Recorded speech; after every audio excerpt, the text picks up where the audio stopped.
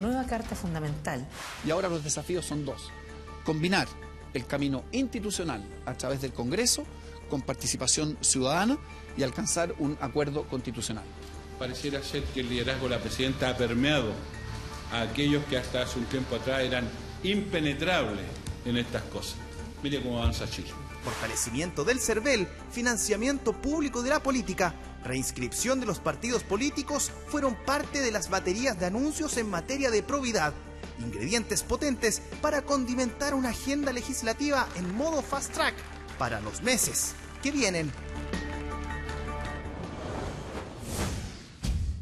Marcela, ha sido uno de los temas de los últimos días y cada vez que uno ha tenido la oportunidad de conversar con algún miembro de esta comisión, estas preguntas obligadas, si ustedes sienten de algún modo o sintieron el momento de ver a la presidenta en su cadena nacional el que pusiera este segundo tema, el del proceso constituyente, ¿siente que le quitó fuerza, que le quitó foco al trabajo que habían hecho ustedes? Hay algunos compañeros del equipo del grupo presidencial o del Consejo que explícitamente han expresado cierta molestia.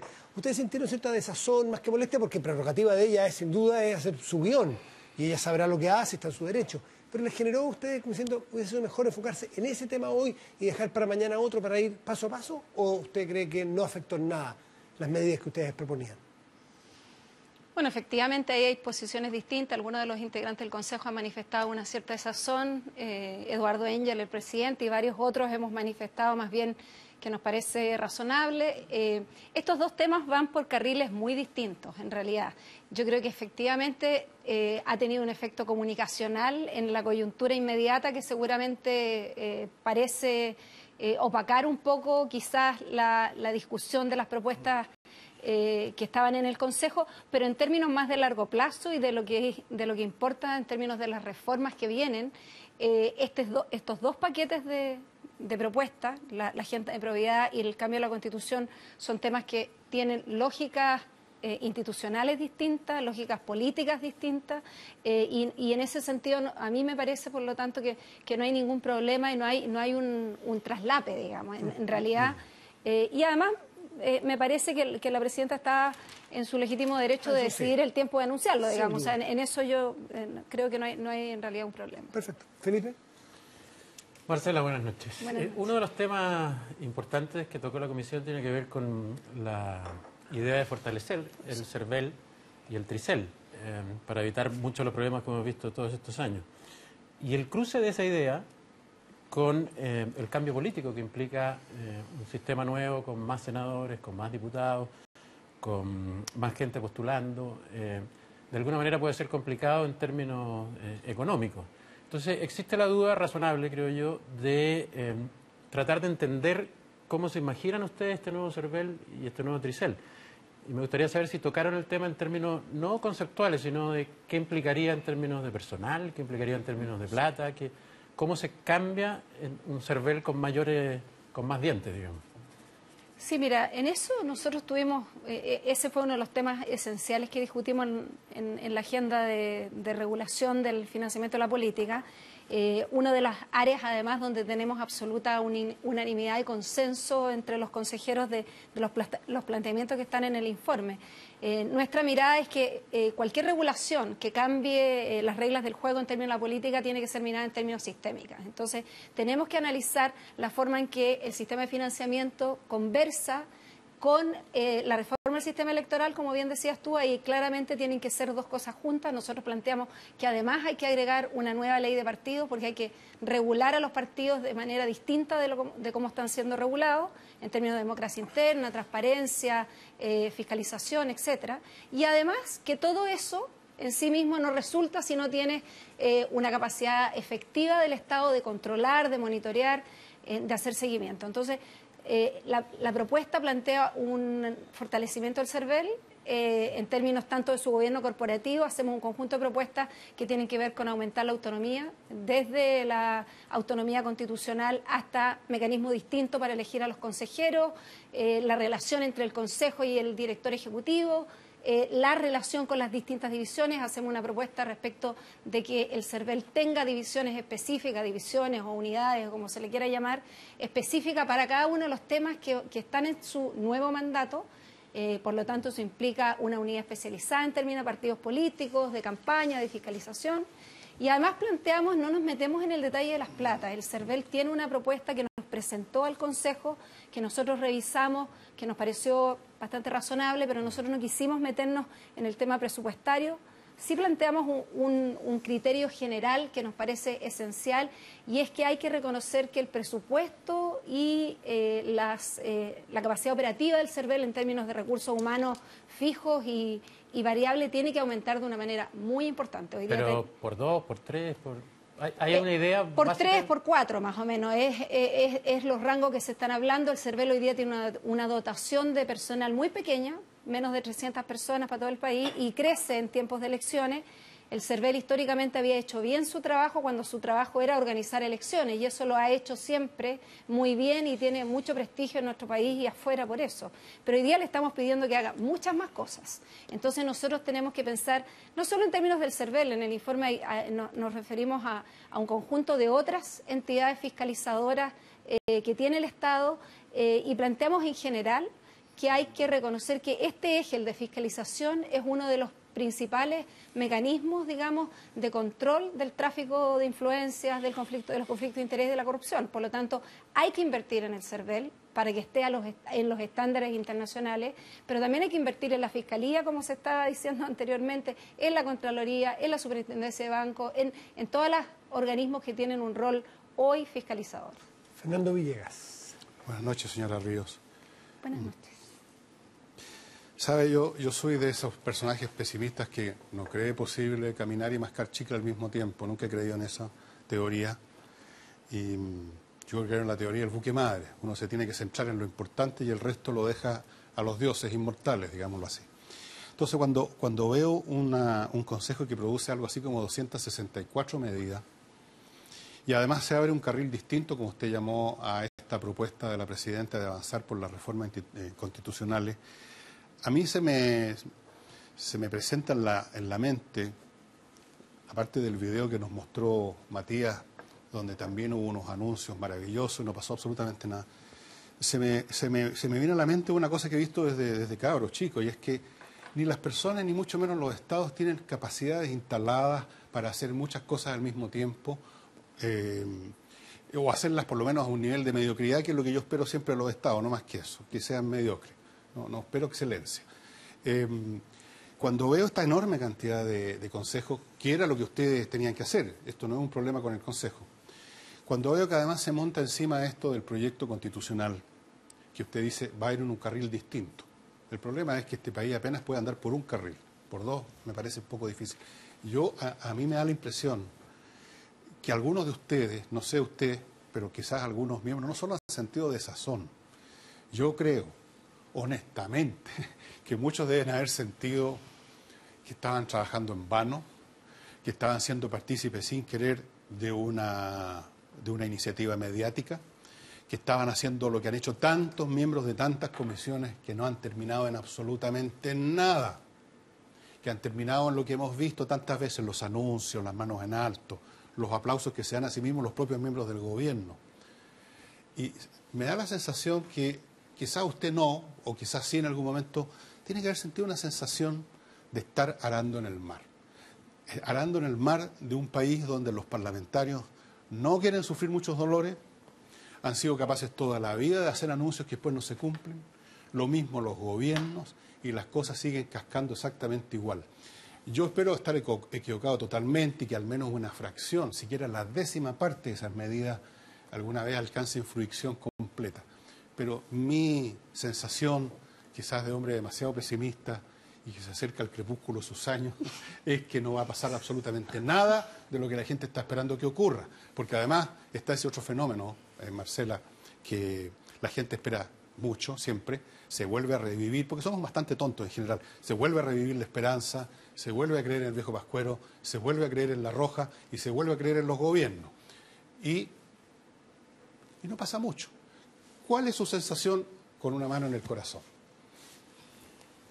Bueno, con una mano en el corazón yo creo que tanto las personas como los gobiernos y los países pueden hacer hartas más cosas que una a la vez, digamos. O sea, yo creo que ¿Chile? Sí, yo creo que todos los sistemas democráticos, las sociedades, tienen que hacer muchas cosas al mismo tiempo. O sea, tú tienes que preocuparte de la economía y de los volcanes y de la reforma laboral y de la Constitución todo al mismo tiempo, porque así funcionan las sociedades complejas crecientemente en todas partes, digamos. No es posible que uno piense que nos vamos solo a dedicar a la reforma laboral y todo el resto del país va a parar, digamos. O sea, hay que pensar que se pueden hacer distintas cosas. En términos del tono y el pesimismo, yo siento, y eso es bien común en otros países del mundo también, o sea, todas las sociedades, las democracias, cuando viven escándalos de corrupción, y todos la viven, o sea, eso lo sabemos, estamos siempre mirando en los diarios lo que pasa en Europa, en las sociedades, en las democracias avanzadas también tienen crisis de confianza, muchas veces ocurren crisis de corrupción, y esas tienden a ser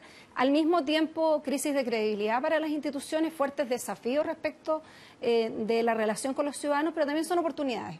Son oportunidades en general en términos de lo que son las reformas para mejorar la gestión pública, mejorar las instituciones en temas de conflictos de interés y corrupción.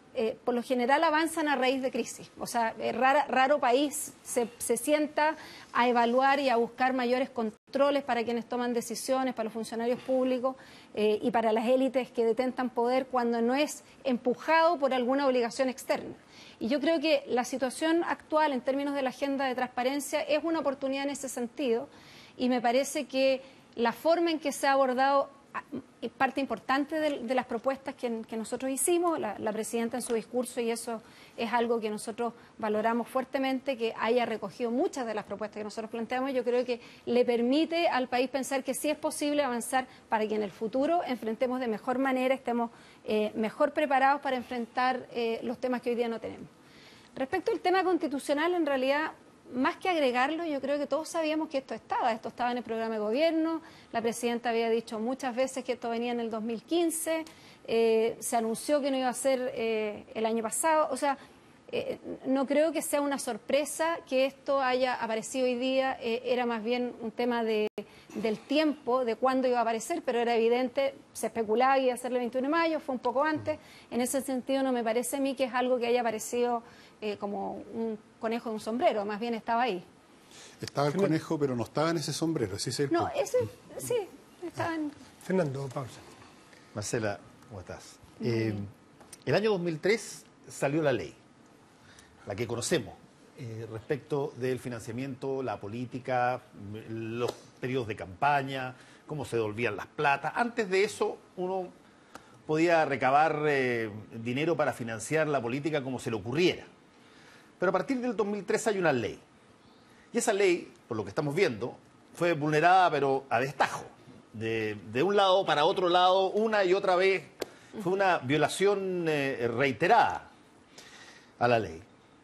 ¿Qué garantía tienen este paquete de instrucciones que ustedes tienen de que tengan la suficiente solidez el paquete de leyes, como para que las tomen más en serio quienes tienen que respetar las leyes y que evidentemente no lo han hecho, porque si no, no estaríamos en este brete? ¿Qué tanto puede un set de normas acotar la conducta que muchos tienen de tratar de hacer trampa para ganar? Mira, en eso, volviendo al punto anterior, nosotros lo que planteamos muy claramente es que ningún set de normas por sí solo resuelve los problemas ni puede asegurar que las leyes se cumplan. Si tú no tienes además un conjunto de penas que sean proporcionales a las faltas, que el Estado tenga la capacidad para investigar y perseguir a quienes no cumplen con las normas y que tengamos como sociedad en realidad la voluntad y la capacidad para sancionar a quienes no cumplen con las normas. Uno de los problemas de la reforma del 2003 y después de sucesivas otras reformas a las reglas del juego en términos políticos es que se han creado normas sin ninguna capacidad de fiscalizar que se cumplan.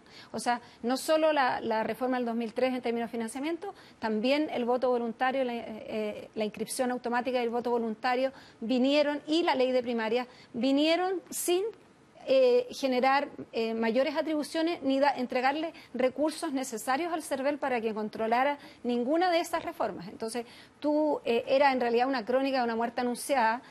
Como yo siempre digo, o sea, si nosotros manejar en estado de ebriedad, todos sabemos que nunca nadie te va a parar, que nunca nadie te va a pasar un parte y que si te llegaran a parar no te va a pasar nada o no te vas a ir preso o no te van a tener ninguna consecuencia, sería evidente que nadie se inhibiría de andar con ese comportamiento. En términos de financiamiento de la política, lo que teníamos era un cóctel bastante explosivo, porque todos tenían muy claro que a nadie lo iban a fiscalizar, que si te fiscalizaban las penas eran irrisorias, o sea, no tenía ningún...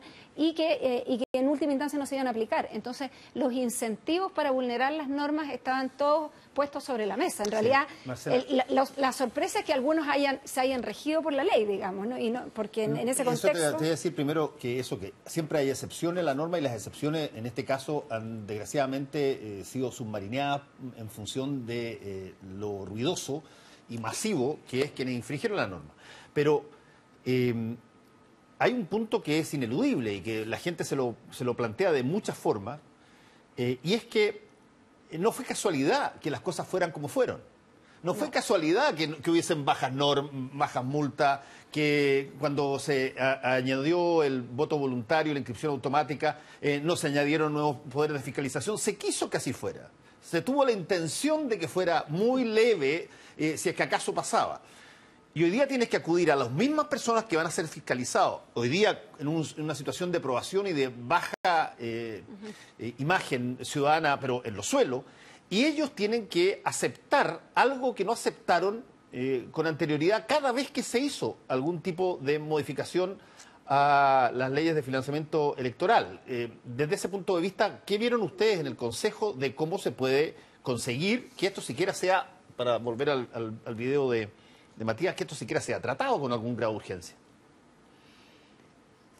Bueno, yo creo que acá obviamente hay una cuota, digamos, de esperanza en lo que puede hacer el Congreso y los partidos políticos. El otro día Agustín Esquella decía que él había perdido las ilusiones, pero le quedaba algo de esperanza.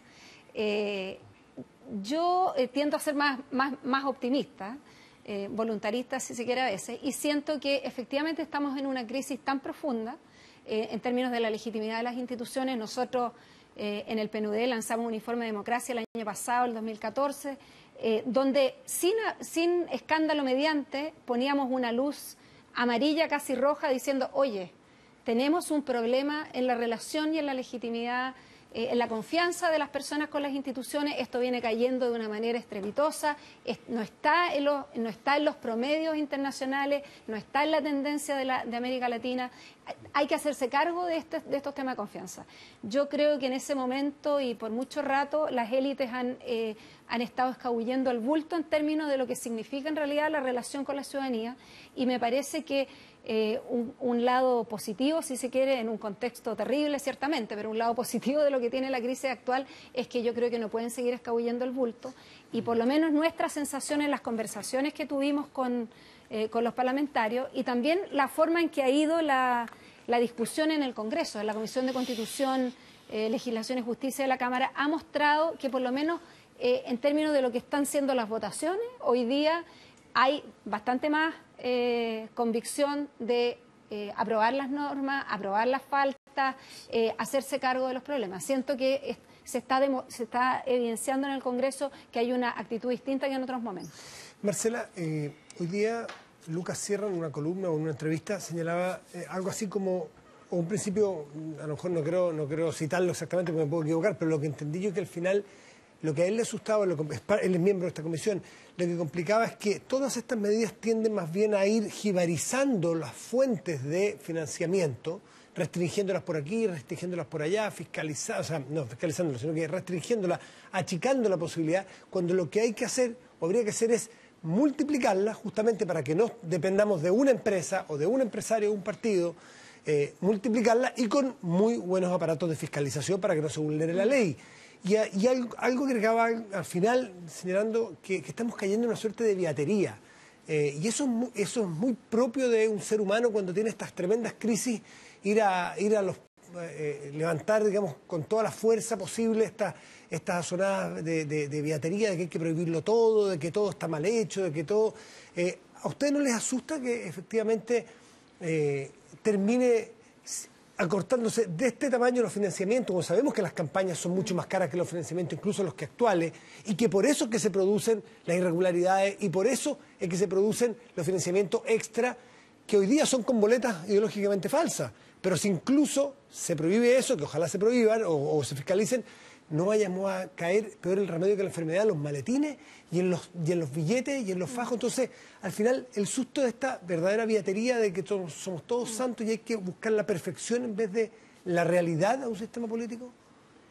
Bueno, mira, esto es algo que venimos debatiendo hace tiempo, ¿no?